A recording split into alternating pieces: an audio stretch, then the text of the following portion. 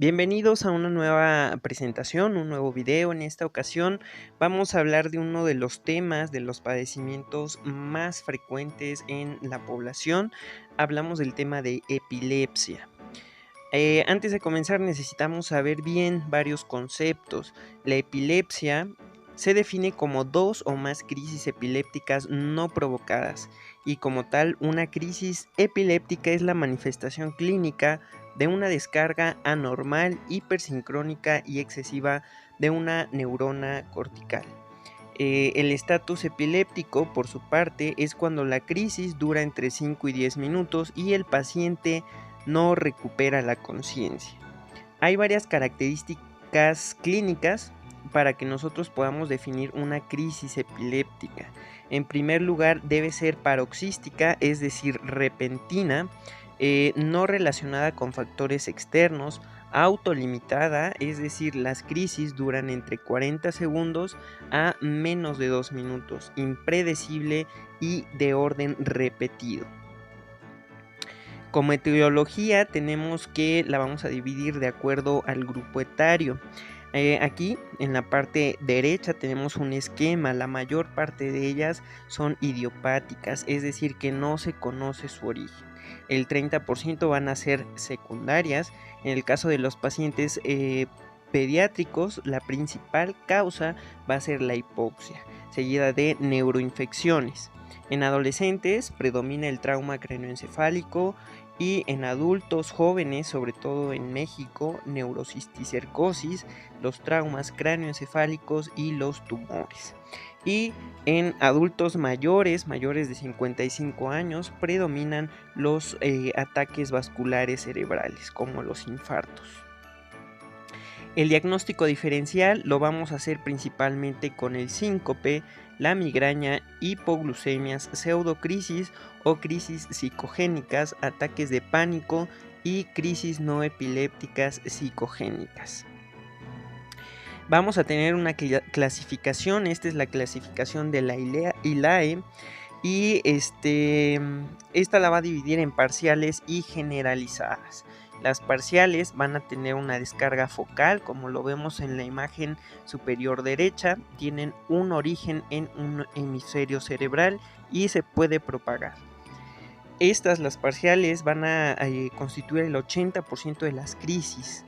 Las vamos a dividir en simples, sin alteraciones del nivel de conciencia, y complejas, con alteraciones del nivel de conciencia.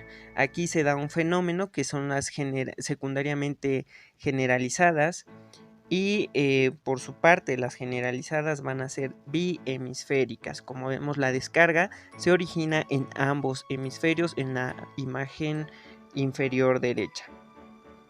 Muchas de ellas responden a alteraciones metabólicas o tóxicas o idiopáticas.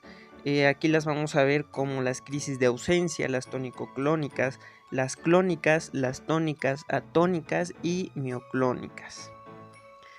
Se dio una nueva clasificación en el año 2017, hace 2 años, cuya clasificación divide a los tipos de crisis, igual por la ILAE, en aquellas de origen focal y de origen generalizado. Añadió una nueva que es la de origen desconocido. El origen focal vamos a tener aquellas con estado de alerta y alerta disminuida. Aquí las podemos dividir en aquellas de origen motor, como automatismos, atónicas, clónicas, espasmos epilépticos, hipercinéticas, mioclónicas y tónicas. Y aquellas de origen no motor, con automatismos, bloqueo de la actividad cognitiva, emocional y sensorial. Tenemos las generalizadas, que tenemos aquellas de origen motor, como las tónico-clónicas, las clónicas, las tónicas, mioclónicas, tónicas, clónicas o mioclónicas atónicas. Y las de origen no motor, principalmente están las de ausencia, que se dividen en típicas, atípicas, mioclónicas y mioclónicas palpebrales. Esta es la nueva clasificación del 2017, pero en sí cada una de las crisis sigue teniendo la misma definición y las mismas características. Empezamos con las crisis focales, también llamadas parciales. Recordemos que estas se originan en una parte de un hemisferio, de ahí se propaga toda la señal eléctrica. Estas, utilizando la anterior clasificación, las vamos a dividir en las simples y las complejas o discognitivas. Las simples van a tener síntomas motores, visuales con destellos y alucinaciones u olfativos. Progresión jacksoniana son aquellas que tienen un origen focal y se convierten en unas tónico-clónicas generalizadas o en unas generalizadas. Las complejas, también llamadas discognitivas, se van a originar en el lóbulo temporal y aquí tenemos fenómenos de déjà vu y jamás vu, de deambulación y el tocar objetos. De estas dos, las más frecuentes son las complejas discognitivas. Vamos con las crisis generalizadas. Aquí vamos a ver solamente las principales. Tenemos las crisis de ausencia, también llamado el pequeño mal. Se da principalmente en escolares, 70%, y duran de 8 a 12 segundos. Son crisis muy cortas. Van a predominar los signos motores como el parpadeo y la masticación. El paciente de repente está platicando una situación, pierde totalmente el sentido, se desconecta y vuelve otra vez a sus actividades, sin recordar lo que pasó, con el predominio de los síntomas motores. Seguimos con las tónico-clónicas. Estas se les llama también el gran mal. Tenemos una fase tónica que dura entre 10 y 30 segundos y una fase clónica que dura entre 30 y 80 segundos. En estos casos va a predominar la cianosis, como lo vemos en la imagen, aumento de la frecuencia cardíaca, midriasis, hipersalivación y cansancio en el posictal, periodo después de la crisis convulsiva. Tenemos también las mioclónicas, que son sacudidas breves y arrítmicas durante el sueño. Recordemos que estas crisis van a predominar en las noches.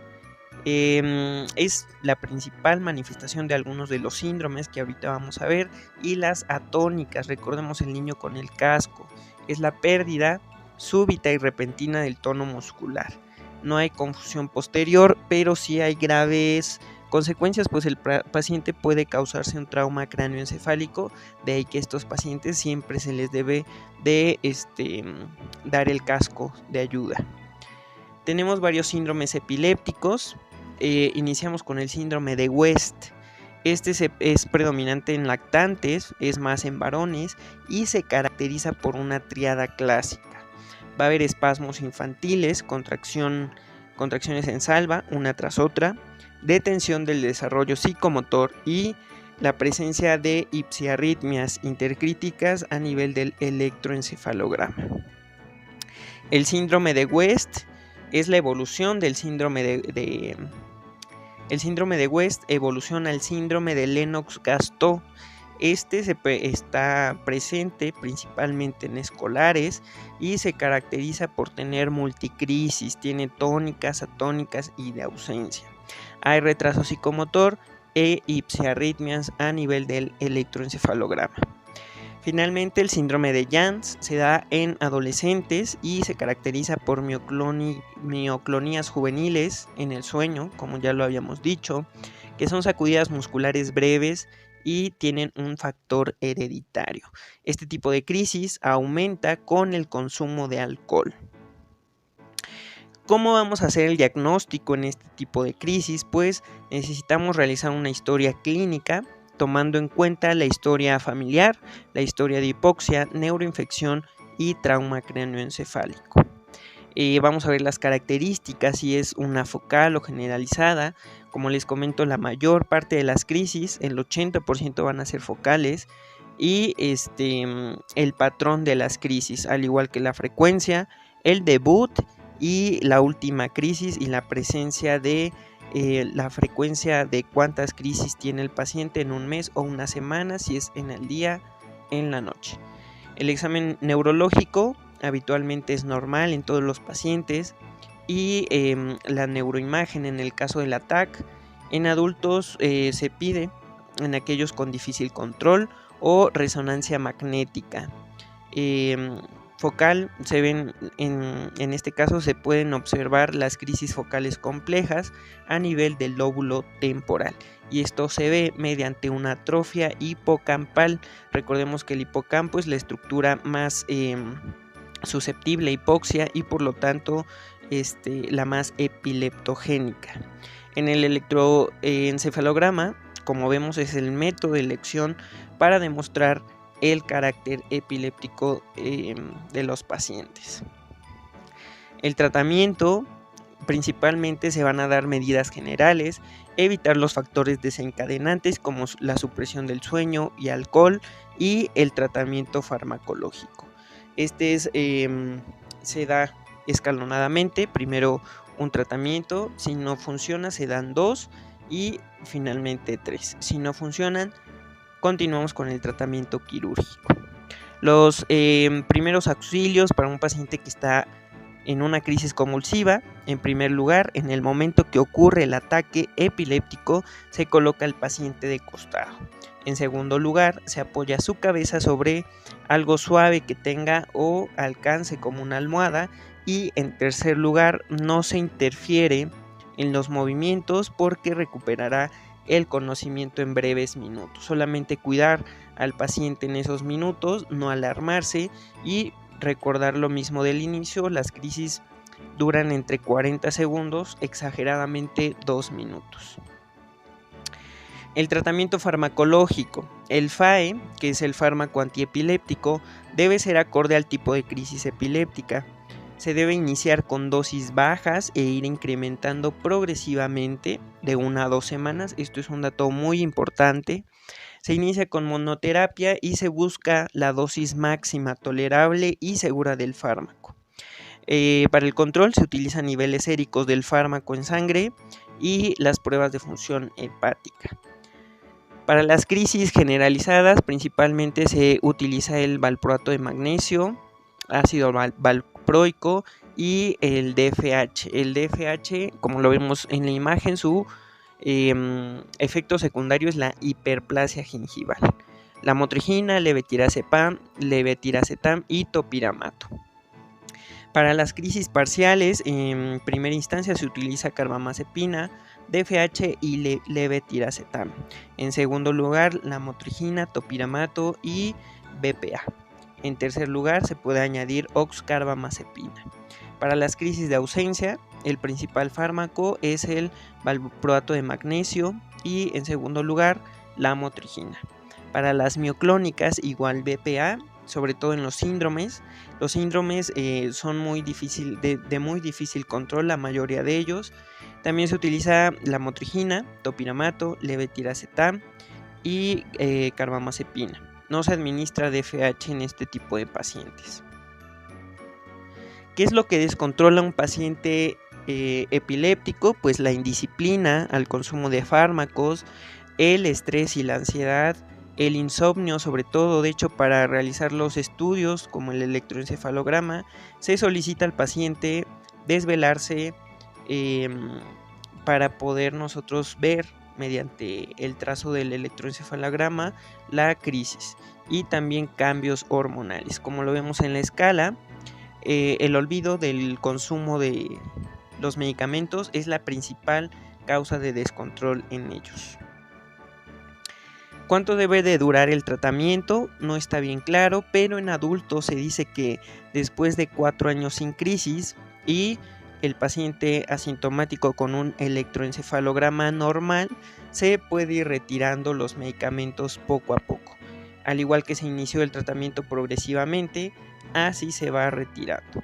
En pacientes pediátricos, 2 años sin crisis y sin actividad en el electroencefalograma, igual se puede ir retirando poco a poco, obviamente tomando en cuenta los factores de riesgo y otros aspectos. El tratamiento quirúrgico en pacientes con crisis mal controladas y con buena medicación por 1 año, se puede optar por el tratamiento quirúrgico.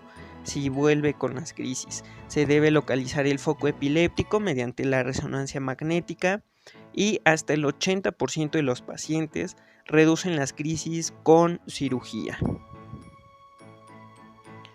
Para el estatus epiléptico tenemos, vamos a ir por niveles. En primer lugar se utiliza el ABC, es una urgencia médica, y después se utilizan soluciones salinas principalmente.